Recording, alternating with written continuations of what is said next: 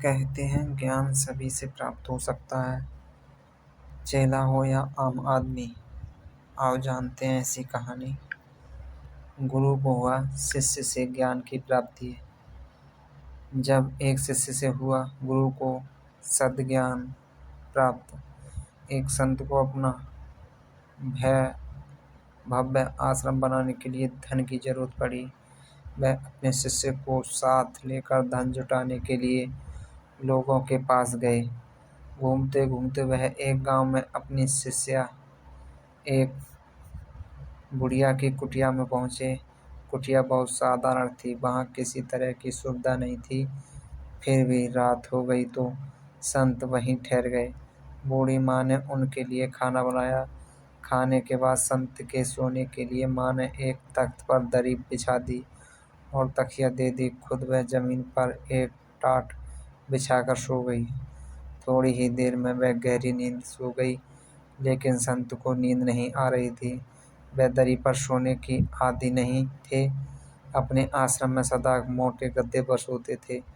संत सोचने लगे कि जमीन पर टाट बिछाकर सोने के बावजूद इसको गहरी नींद आ गई और मुझे तख्त पर दरी के बिछौने पर भी नींद क्यों नहीं आई।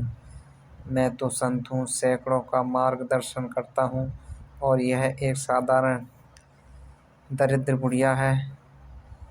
यह बात उसे देर तक खटकती रही। सोचने लगे एक दिन यही रुकता हूँ, एक दिन और देखता हूँ कि यह ऐसा कौन सा मंत्र जानती है कि ऐसी अवस्था में प्रसन्न है, चैन से सोती है। सुबह जल्दी उठकर बूढ़ी माँ ने अपने हाथ से कुटिया की सफाई की और चींटियों को दाना खिलाया, गायों को चारा दिया।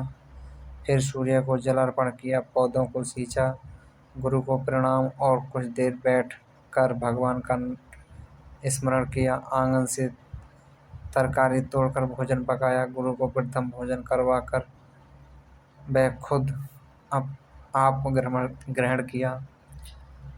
दिन में आसपास पेड़ पड़ोस की बच्चियों को बुलाकर उन्हें हरि कथा सुनाई, हरि का भजन का ज्ञान दिया। फिर संध्या पूजन, रात को पुनः सादे भोजन का प्रबंध किया। सोने की तैयारी। गुरु सोचने लगे आज फिर नींद नहीं आएगी, पूछ ही लूं कि क्या रहस्य है। संत ने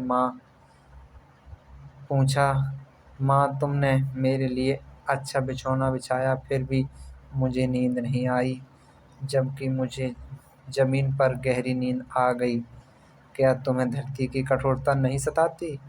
क्या यह चिंता नहीं होती कि कैसे अपने लिए अच्छे भोजन का नरम बिछाने का प्रबंध करूं? इसका क्या कारण है? मैं बोली, गुरुदेव जब मैं सोती हूँ तो मुझे पता नहीं होता कि मेरी पीठ के नीचे गद्दा है या टाट।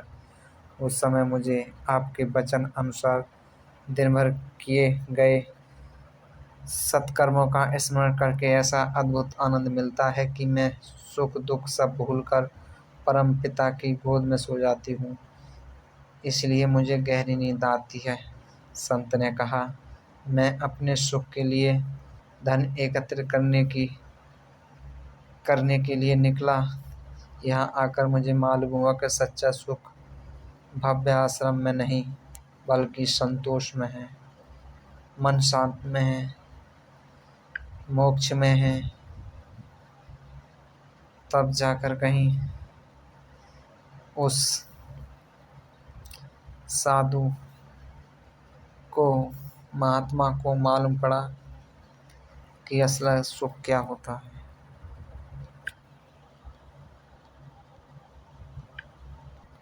वहीं से साधु ने भीख मांगना छोड़ा और जैसे उन शिष्या ने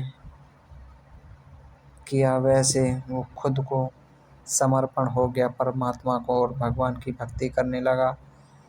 वो भीख मांगने छोड़ दिया उसने और परमात्मा से ही अरदास की, आज के बाद मैं कहीं भी भीख नहीं मांगूंगा और नहीं मैं किसी के घर मांगने जाऊंगा। आप मेरी भूख के लिए व्यवस्था करें या ना करें, मैं समर्पण हूँ। जब वो भगवान के लिए समर्पण हो गए और भक्ति की, तो उन्हें परमात्मा की तरफ से ही भोजन प्राप्त हुआ। कहते हैं भक्ति में शक्ति है। तो दोस्तों, फिर उन्होंने सारा धन एकत्रित किया हुआ गरीबों में बंटवा दिया और स्वयं सामान्य सी कुटिया में रहने लगे। एक साधारण शिष्य के माध्यम से गुरु ने ज्ञान पा लिया। एक बुढ़िया को देखकर उसको शिष्य समझ लिया था और उससे ज्ञान प्राप्त कर